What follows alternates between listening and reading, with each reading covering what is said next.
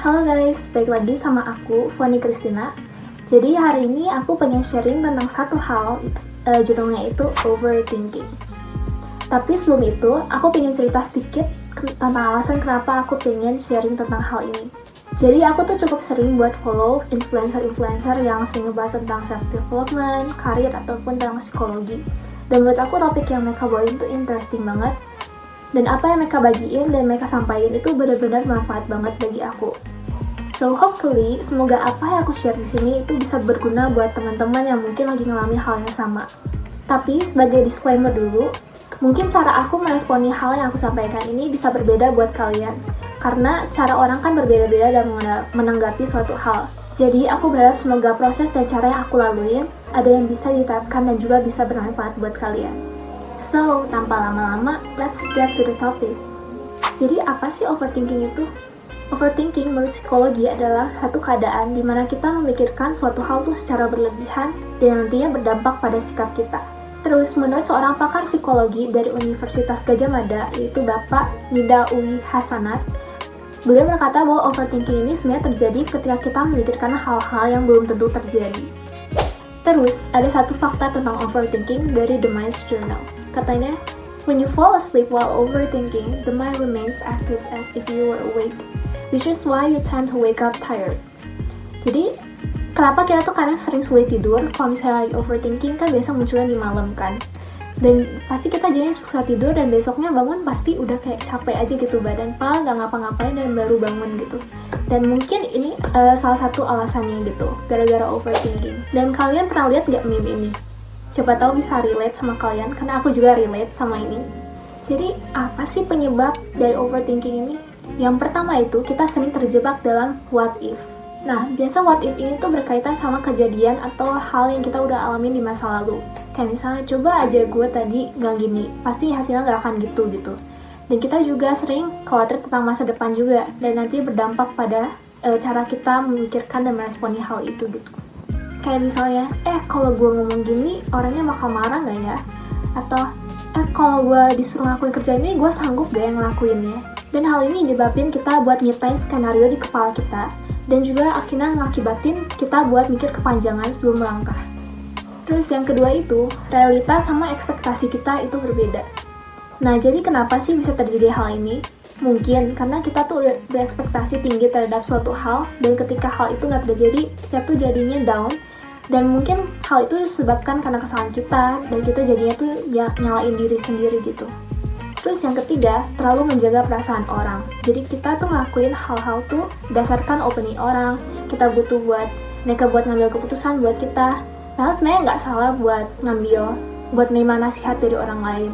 Tapi ada kalanya kita juga harus perhatiin prioritas kita tuh mau kemana gitu, sebelum kita juga menampung ide-ide dari orang lain gitu. Terus gimana sih solusinya buat ngatasin overthinking ini? Yang pertama itu, terimalah bahwa overthinking itu adalah suatu yang wajar.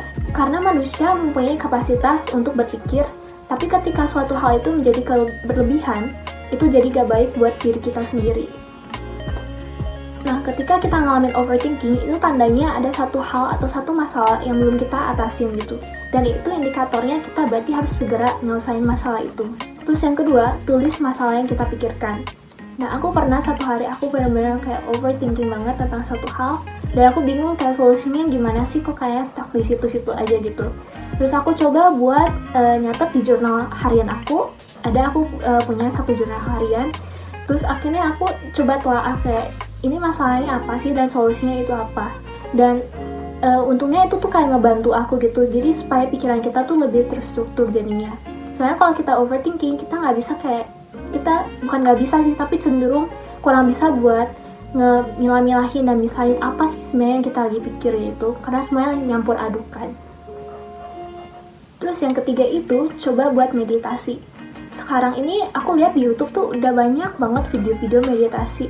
Jadi ada yang short kayak 5 menit, 10 menit, ada juga yang mungkin setengah jam atau sampai 1 jam. Itu bebas, kalian mau tentuin mau videonya sepanjang apa, tapi for sure meditasi itu benar-benar ngebantu banget sih buat ngilangin pikiran juga gitu.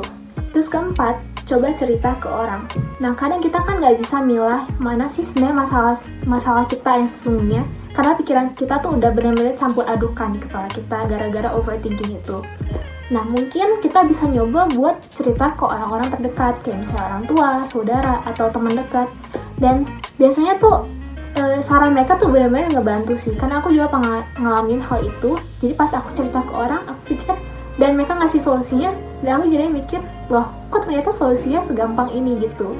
Dan aku sendiri yang bikin ribet aja di kepala aku gitu. Terus yang kelima dan yang terakhir, terimalah segala hal yang terjadi.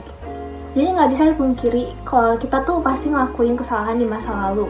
Kayak suatu hal yang kita harap kita bisa ulang kembali, kayak I wish I didn't do that gitu.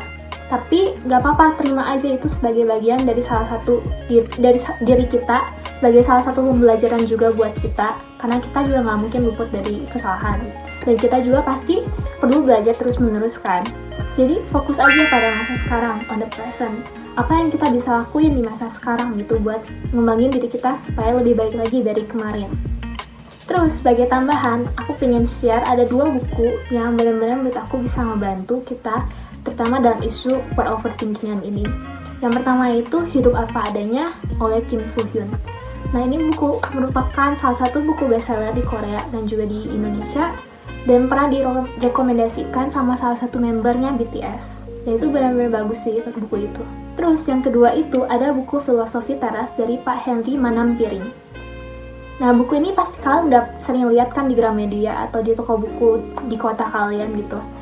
Nah, ada satu quote menurut aku benar-benar bagus banget dari buku ini.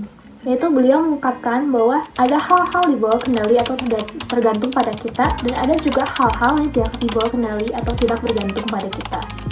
Jadi bikin kita menyadari bahwa gak semua hal tuh harus dibungkus jadi satu dalam satu pikiran. Your brain is getting full, so you need to delete some of it. Jadi sekian aja yang pengen aku sharing. Aku berharap semoga yang aku share di sini bisa bermanfaat buat teman-teman semuanya. Dan kalau misalkan ada request atau komen atau ada pertanyaan, boleh banget kalian drop di kolom komentar. I will really appreciate that. So, thank you for watching and I'll see you in the next video. Bye bye.